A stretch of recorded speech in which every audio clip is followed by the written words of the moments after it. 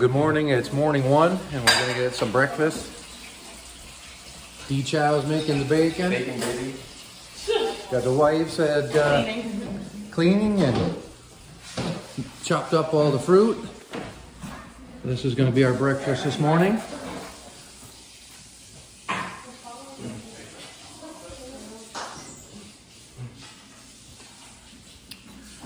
So what we're gonna do, I'll walk you out onto the balcony here. What we're doing this morning is we're gonna do a tour on the plantation on RVs.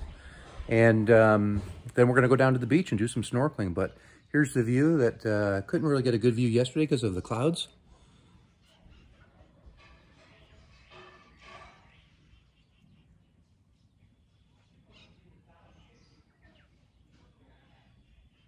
So I'm gonna get some breakfast and then we'll catch you guys on the RV tour.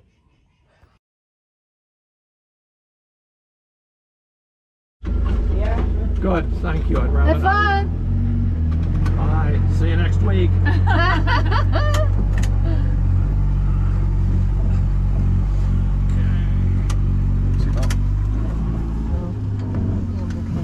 lucky. We'll get one.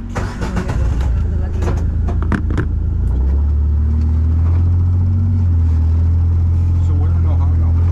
Ohio, Manor. Close to Cleveland. Yeah.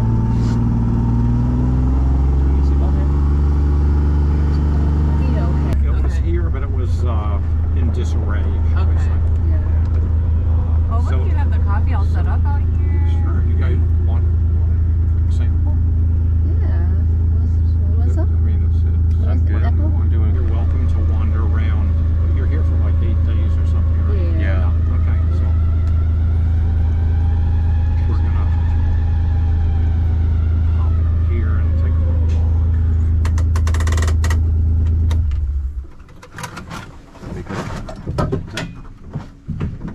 Yeah, just stop it.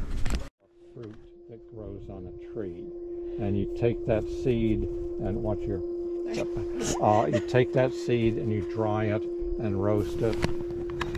Pour hot water over it. Drink the hot water because it's got a legal drug called caffeine in it. Okay, that's the only reason it exists. Okay. If you think of like a Bing cherry tree, cherry flowers, blossoms, blah blah. Very similar, except a Bing cherry has got an abundance of fruit because we want the fruit, and it's got a smaller seed. The coffee has got a big seed in it and not much fruit because we're looking for the big seed or coffee bean. Okay, so we get a once-a-year crop. It ripens at little in different batches, we'll say, and you go back to the tree and you pick it by hand when they're ripe. It's other countries that produce coffee are pretty much third world countries around the equator. Hawaii, and Hawaii being the only state in the U.S. developed country that produces coffee, we're the only ones that have workers' compensation, minimum wage, insurance, all that kind of stuff. So we've got much higher overhead than the other countries do, but luckily we produce a much higher quality product. The Jamaica Blue Mountain coffee from Jamaica and the Kona coffee are the two best in the world. And similar situation, volcanic soil, mountainside, morning sun, afternoon rain, good drainage, those kind of things is what produces what the coffee trees really like. So the first thing you're going to start with is buds.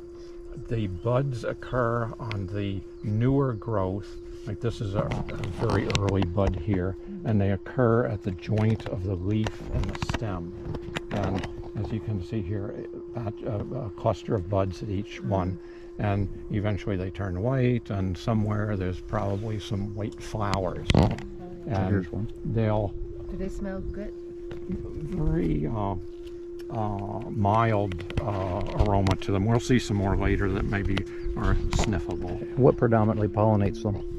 Self-pollinators. Some really? bees. Okay. Bees help, but they're basically a self-pollinator. And then from about 8 months after we've got this flower, we're going to have a fruit. And the fruits, of course, start out small, they get bigger, and eventually they get ripe. And when they're ripe, they're Are they red? Are the red ones just the ripe ones? Mountain Thunder. I want one of these. Get one of these. It's the same food that you were trying. Primary thing. What? Oh, we're going down. So as you can see, the lava rock is right here on the surface. There's basically no soil. Yeah. I don't know how old the lava is here, maybe 1,000 years, 500 years, whatever it is. But the soil that we have is organic material that fell in the ground and decomposed. And considering the slope that we're on, most of it washed downhill in the heavy rains, and it's on the neighbor's property below us. We do have some pig damage here. This is a tree that probably was not too stable, but probably a pig pushed it over. It caused a lot of damage, pigs. Yeah, they're real The pigs. What do you do? Do you do anything to like get rid of pest pigs? You know, we trap and we hunt, and we're not successful either. They're smart. Occasionally we'll get a pig, but yes, they're smart, and they roam a big area. The best thing that you can do is really a good fence, but this is really hard ground to fence, and the fence that was on it is not very good, and it cost me a fortune to improve it, and I had some. Yeah, good dig down hard. But we've, where you see all these seedlings down here, most of them are a year and a half old. We've had to bring in a mini excavator with a jackhammer on the back to punch a hole in the lava, soul by soul, and then fill it with dirt, and then plant the tree in the pot that we created. Wow, that's a lot of work. This is pig damage over here, where the soil is freshly turned over. What are they digging for? Are these your sheep? Grubs and worms and stuff like that. I see. Okay. Your sheep up there? Yeah, right there. Where? Oh, are those yours? No? There's a guy lying over there. Oh, look how cute they are. You could take them home. I could take them. Let's get up. The seat on the plane when I do that. So there's one of their pig traps. Pig trap? Yep. What do you guys bait your traps with? Mostly we get overripe fruit from the farmer's market. Okay. Mangoes and papayas and stuff like Yep. that. Oh, pigs like fruit. Oh yeah. They like They roots. like everything. They like everything. They will. Pigs will eat anything. They like the macadamia nuts particularly. Oh yeah? Well, we don't really. That's expensive though. Yeah. But Oh, they- look at them. They're coming to say hi.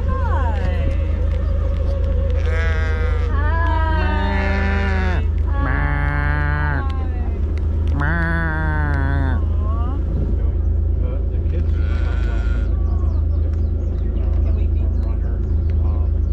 you want to stop again? You want to stop and see the sheep, guys? You guys can walk or run down here, and the sheep are harmless. Hi. Hi. Hi, little buddy. How are ya? Hi. You took on a big project. Don't put your finger in it.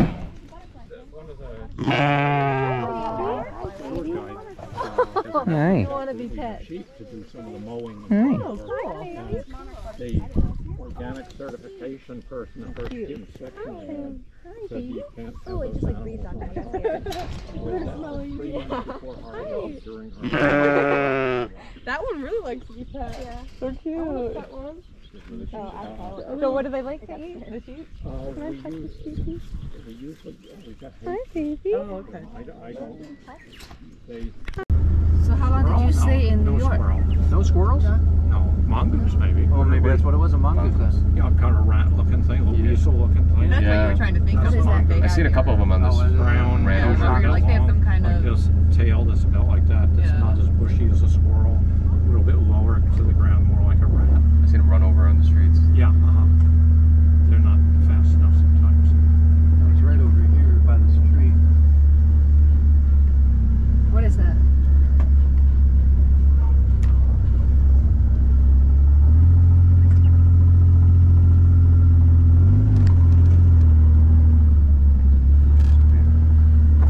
If you guys do go exploring around, kind of stay on the roads, because that and this are both pits that we don't really know where they go. Okay. And certainly hazardous. We throw tree stumps and rocks in them because they're there. This is no heat. See this pony on this tree? Yep, this one right here. Thing there. Yeah. It would be called a Dracaena. And it's a Spider little plant? potted plant that you buy in a greenhouse or in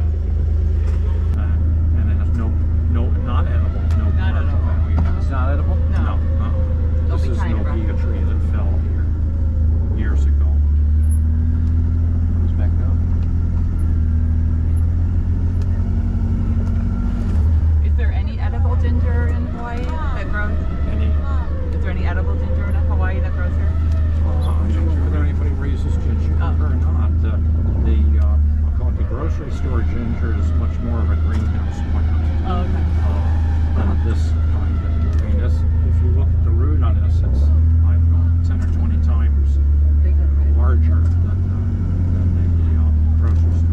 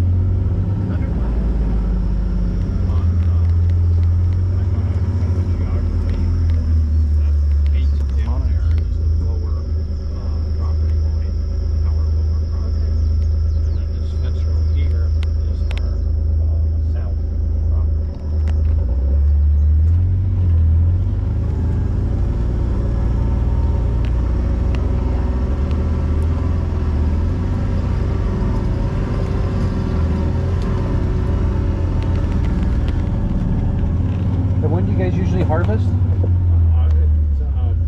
The harvest in general is usually about July, August to October, November. Okay.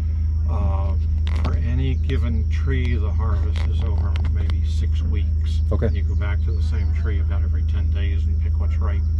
But when the rain fell and how warm it's been and the elevation, the tree species, that kind of thing, the lower elevation ones will harvest weeks, months ahead of the upper ones, and the ones up at this area here might even still have some fruit after the first of the year. Gotcha. So it's the total harvest for the whole Kona district is probably over 6 months period, but any given farm is more like 6 weeks. And this guy over here, if you notice his land, his vegetation is very different. That's a cattle ranch. Gotcha. And has been, I don't know, 30, 50 years, maybe more. And I think he's got 3,000 or 5,000 acres, a lot of land. Oh, wow. But he doesn't, it's not been mowed or anything like that. It's just the cows that keep the graze, yeah. Oh, wow. keep it grazed, and has got trees but not too much brush. And we don't see cows very often, but they're there.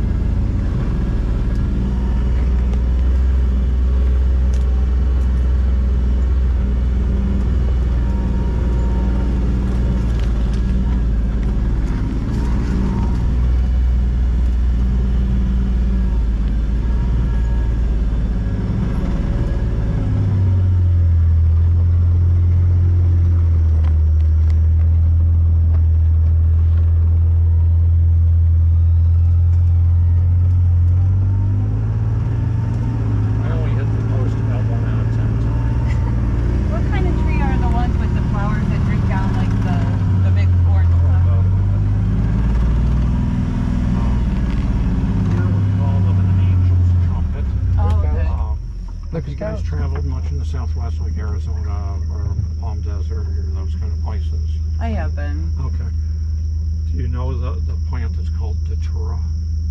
It's often a bush kind of thing. Anyway, in the Southwest, they're white flowers and it's more of a bush, and they're known as a hallucinogenic. Here, they're known as poisonous, and it's a tree, and some are quite large, but they'll be either the pumpkin kind of color or sometimes some white ones too. But angel's trumpet. Angel's trumpet, okay. Yeah. Pretty. And then these ones are bananas up here. Turkey's right over here. This one here that's a little more dense, compact. Have you seen the black lays? They're polished beads that are about like that. Yeah. Okay, they're called kukui nuts. Yeah. Okay, that's a candlewood tree.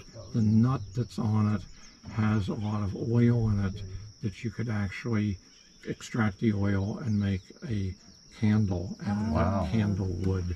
And that seed, if it's polished, is that black seed that they make the leaf from. Interesting.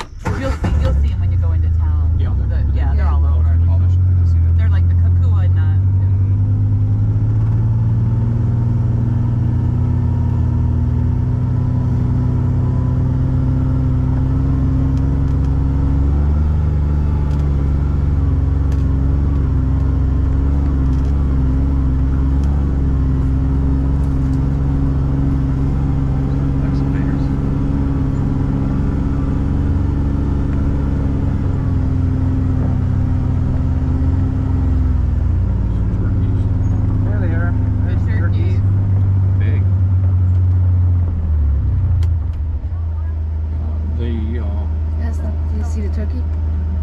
As I mentioned, it's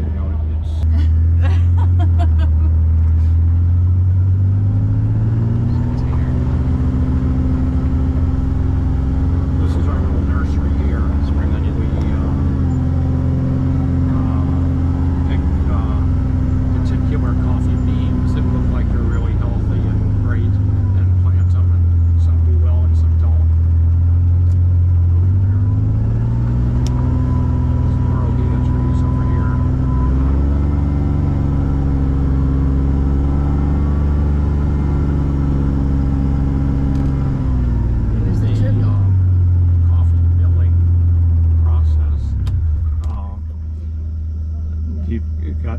We'll talk about more about it further up, but phases and things.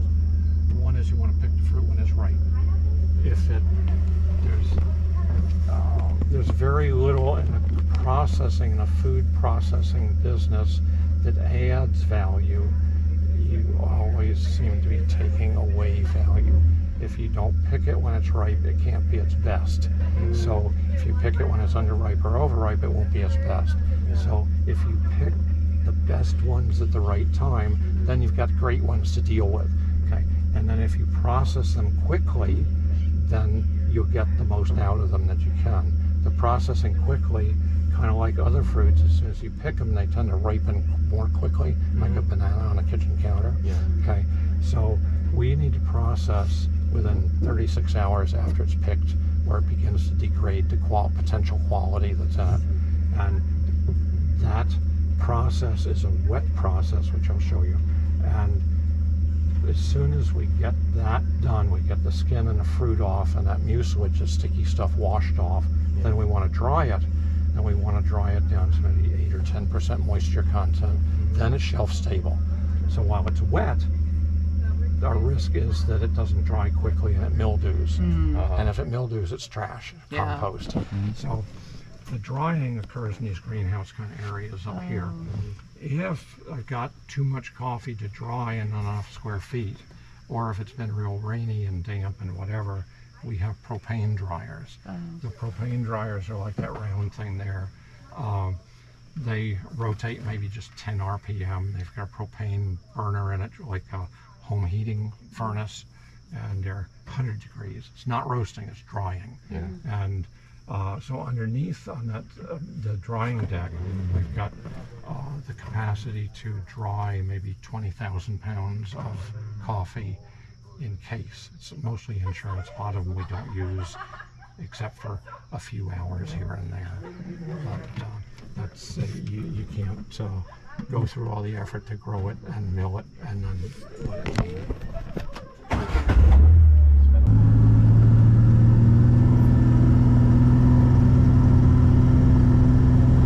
We have turkey where we live too, honey. Do we? Yeah. Lots of them, actually. Here's your Thanksgiving dinner next year.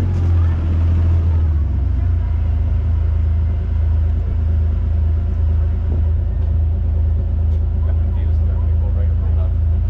Turkey neck wasn't really done.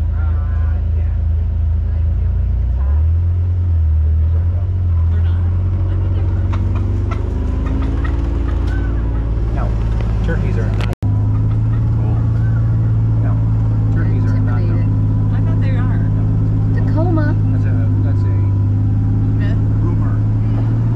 Turkeys are actually extremely intelligent.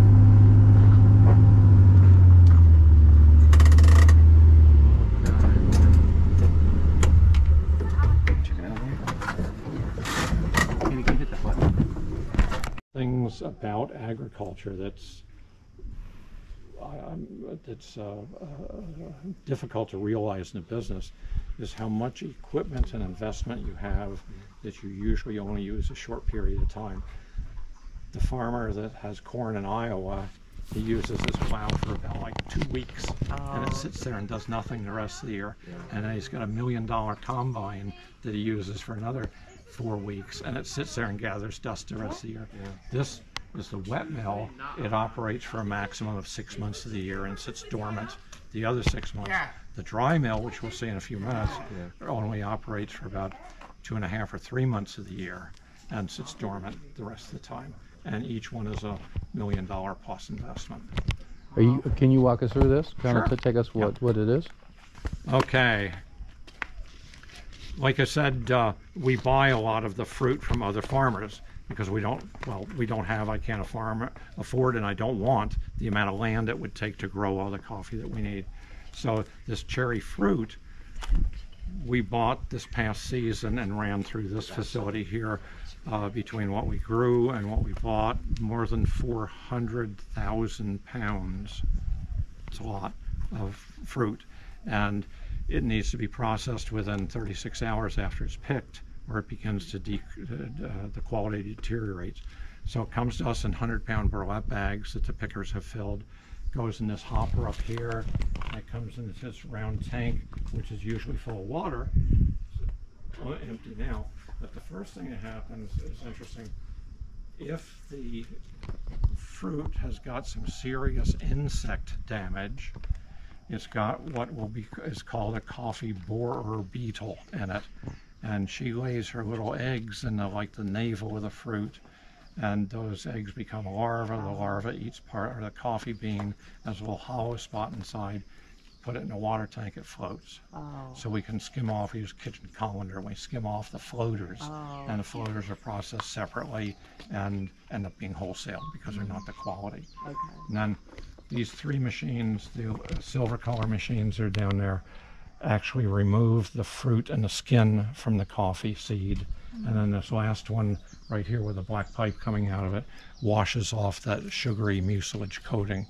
So you've got a soaking wet bean that has no skin on it, has no fruit on it, has none of that sticky mucilage on it, coming out that big black pipe. The waste is coming up this auger here. Dump truck is usually parked there, and we haul it off for compost at one of the other farms. And then if you want to come here and watch your head so you don't hit this thing.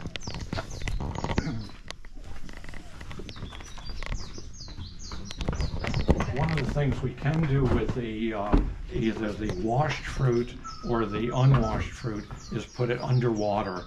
It kind of puts it in suspended animation for a couple of days. So that's if a machine breaks or an employee is sick or whatever, we fill these tanks up with water and with fruit. And in the meantime, the washed ones are going to come out here. Watch your step.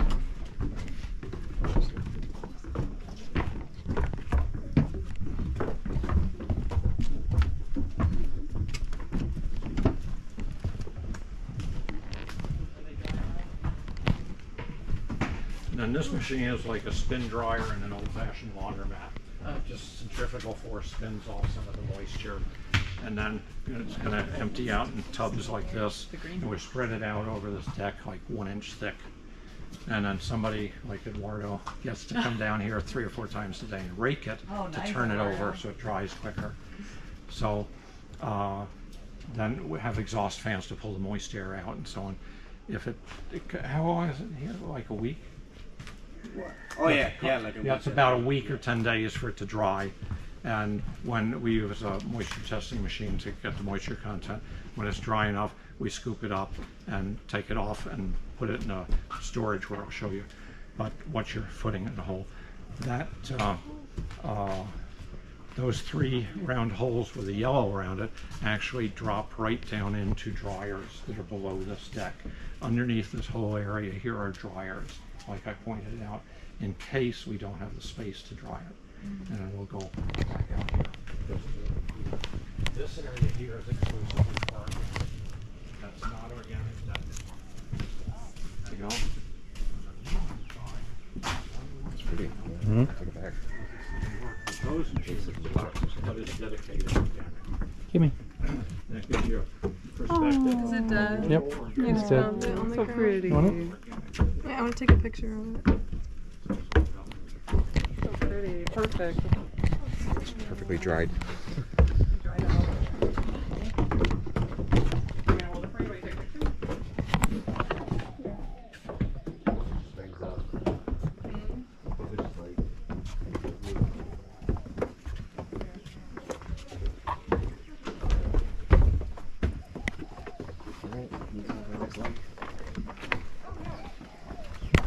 So if we want to clear the deck above, and you don't want to use a bunch of manual labor, use a broom and a rake, and you push all of the to-be-dried coffee into one of those holes, drops down into this dryer.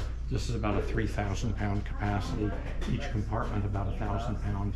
Can load it from above like that. And then when it's time to empty it, and it'll be in a dryer for maybe 6 hours to a day, depends on how moist it was to start with. It's got these doors here, we can drop it into a big bag like that, and that bag can be handled with a forklift truck. That white bag will hold about 1,000 pounds of coffee. So down here, you're looking at about 20,000 pounds of drying capacity. There's, 10,000 there, 2,000 there, 4,000 there, and more there, everywhere. But much of it we only use at very peak times. We may use, I'll say we may use only 30% of this capacity here for 10 or 20 days of the year. But it's insurance. Yep. It was.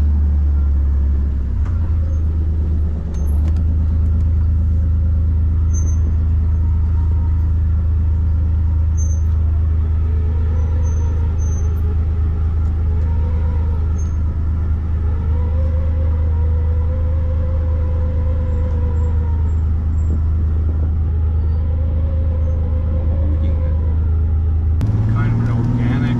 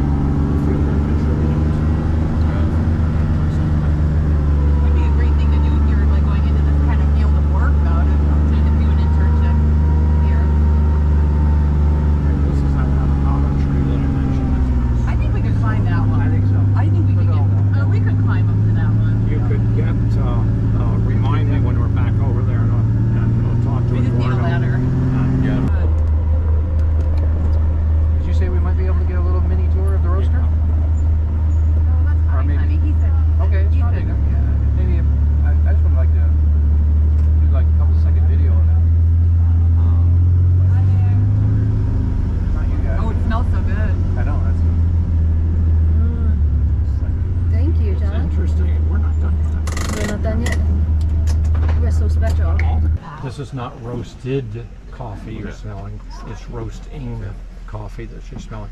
If you go back to a steak on a grill, the aroma that you smell while it's grilling is not this aroma of the food that you're eating. Right. It's a little different. It's the fats burning in the grill. Yeah, exactly. And roasting coffee is very close to burning, toasting, whatever other words you want to use. It's 400 degrees. Right. And it's a dry, woody seed that you're putting in a machine at 400 degrees for 10 or 15 minutes, and you're essentially, depending on how dark the roast is, you're burning it. Yeah. Just like a charred steak. Yeah. Yep. What is that? Smells so good though.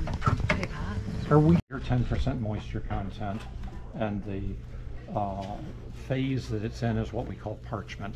It has a papery kind of coating on it.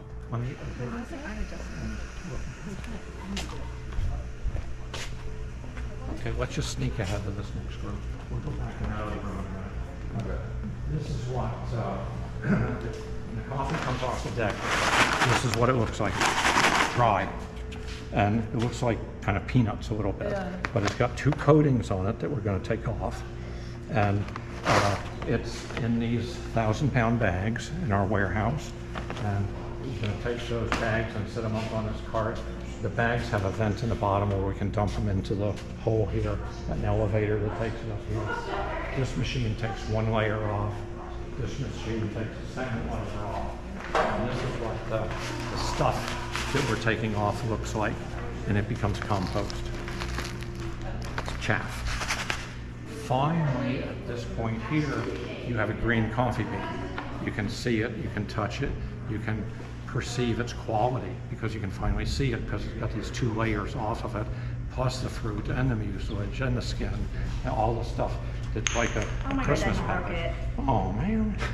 That's 10,000. That's gonna be our expense for the house. So from this point on, we're not so much milling it as we're grading it. So we're going to grade it by size, by density, and by color. This machine is a screener. Inside it's got some huge 4 by 8 foot screens, various sizes. The larger beans come off here like 1964 of an inch, 1764, 1615, so on, and little chip broken ones down here. And we can catch them in burlap bags, or we can send them up to these containers up above, which have multiple compartments. Then we're going to bring them down onto this machine, and it's a gravity table. It sorts them by density. The heavier, more solid beans float to one side. The lighter ones that might have insect damage or some other issues float to the other side. So we're getting an A and a B quality.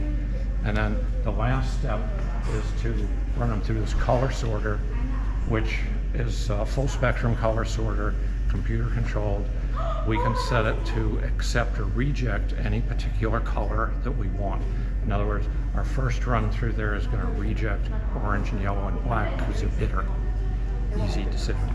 Then, depending on what we want, we can either have a very tight profile of color of olive green, yellow green, blue green, whatever, or a broader spectrum, depending on what the coffee is like and what our orders are like. Then we finally got finished coffee that's ready to roast. And until that point, you really just have ag product that you're processing. Now we finally got coffee that we can look at and see the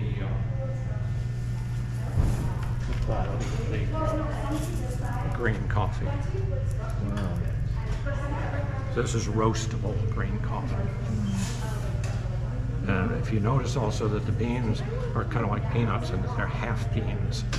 And about 3 or 5%. If you eat a lot of peanuts, you know that once in a while there'll be a single peanut in the shell, and it's more spherical. Coffee is the same thing. About 3 or 5% of the crop is what they call pea berry. It's more pea-shaped, yeah. And those sell for a lot more money. They have more caffeine, more intense flavor. So those get separated out as well? Yes, those get separated out in the screening process. We got some in our house, the pea, Pea berry, yeah.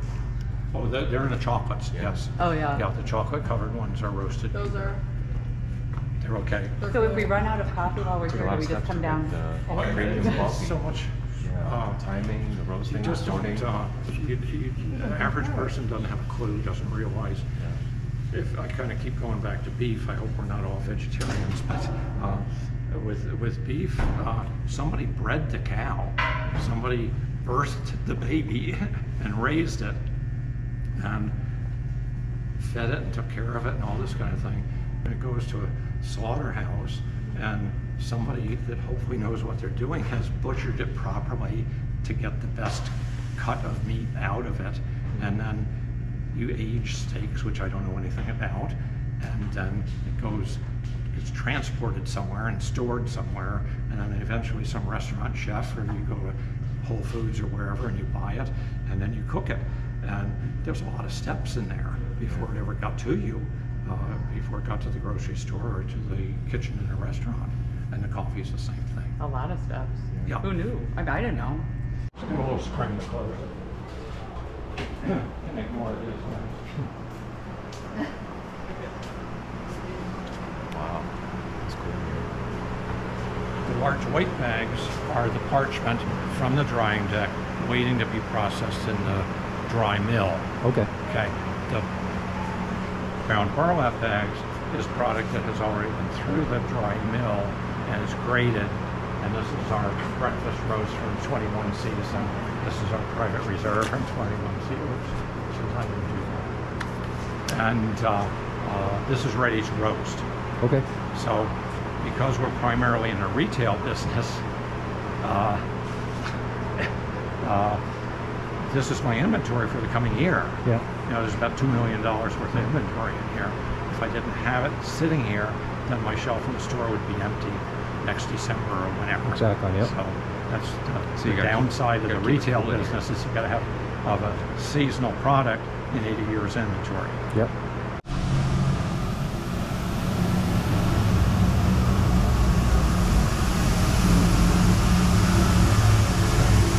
So those, the green coffee you saw in there is stored in 100-pound bags. Our coffee roaster, who manages our inventory control, decides what she's going to roast. So each day we roast what we need. And this machine will hold about 100 pounds of coffee. And the coffee will be in there about 10 or 12 minutes, about 400 degrees. It's like a glorified version of a home clothes dryer. It's a big roast machine. It has a barrel that turns. When you are roasting, you take this little shovel out and look at it, and then it's doing. We use a kind of a gourmet method where our roast master looks at the coffee as it's roasting and determines whether it's ready or not. If your Starbucks has got somebody at minimum wage running a computer profile, but this is about 100 pounds of coffee. Came out of here at 400 degrees in a big pile. You leave it like that, it's still cooking in the middle of the pile. So this machine agitates it and it draws air down through it so it cools consistently. So all of this 100 pounds turns out to be the same quality. Light roast, dark roast, whatever it is that she was wanting to create. So it'll cool like that for, I don't know, 10 or 15 minutes. Then it's ready to put in these tubs here, and what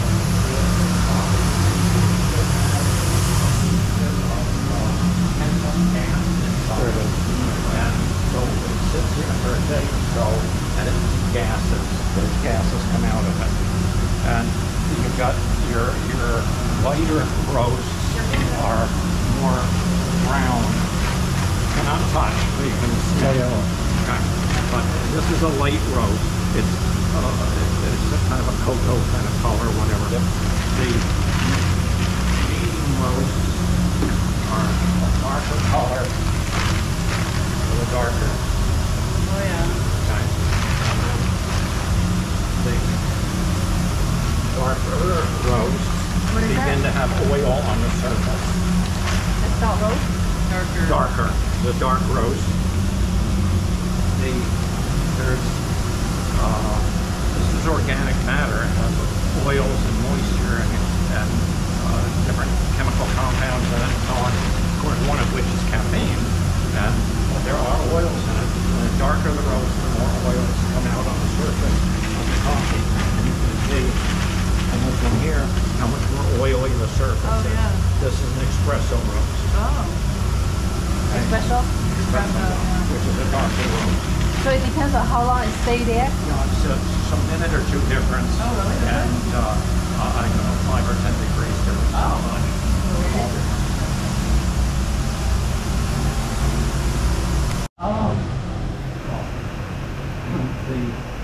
Like so many food products, that's a smell, it's a taste combined with whether it knows it doesn't taste good. If you like it, you may not. Okay. Freedom of choice.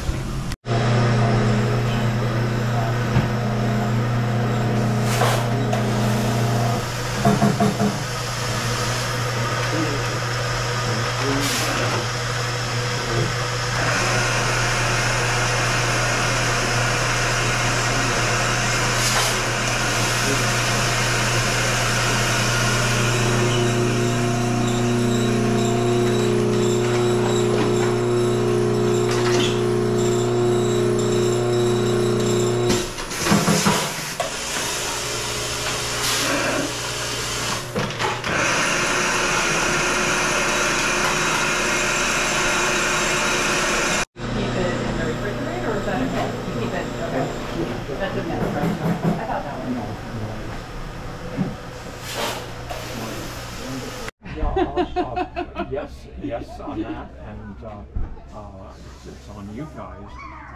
If you decide you want to purchase anything, you got to tell them you'll get a 20% discount. Oh, okay. But they won't know That we're there. Okay. All right. Okay. What did you say, Joe?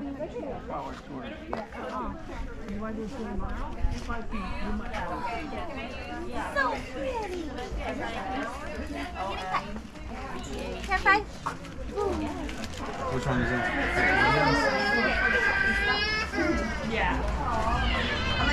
Hello. Hi. How are you guys? We're good. You guys having a good day today?